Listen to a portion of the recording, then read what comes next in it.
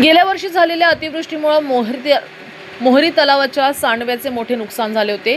त्यामुळे परिसरातील अनेक गावांच्या पाणी पुरवठ्यावर परिणाम झाला होता।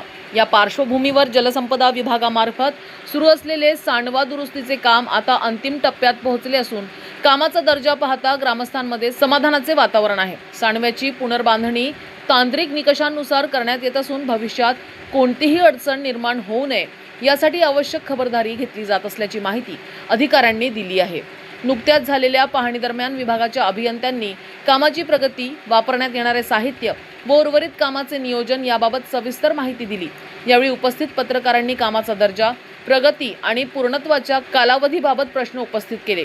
अभियंत्यांनी सर्व प्रश्नांची समाधानकारक उत्तरे देत काम तांत्रिक मानकांनुसार सुरू असल्याचे स्पष्ट केले। तसेच गुणवत्तेशी कोणतीही तडजोड न करता काम लवकर पूर्ण करण्यात येणार असल्याचेही त्यांनी सांगितले। यात नामदार प्राध्यापक राम शिंदे यांच्या सातत्यपूर्ण पाठपुराव्यामुळे यापूर्वी सांडव्याची तात्पुरती दुरुस्ती करण्यात आली होती।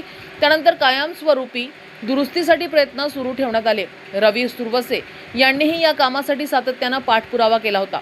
सध्या काम अंतिम टप्प्यात असून लवकरच पूर्ण होणार आहे। त्यामुळे परिसरातील शेतकरी व नागरिकांना मोठा दिलासा मिळणार असून भविष्यातील पाणी पुरवठा अधिक सुरक्षित व सुरळीत होण्यास मदत होणार। न्यूज एक्सप्रेससाठी धनसिंग साळुंखे, खर्डा।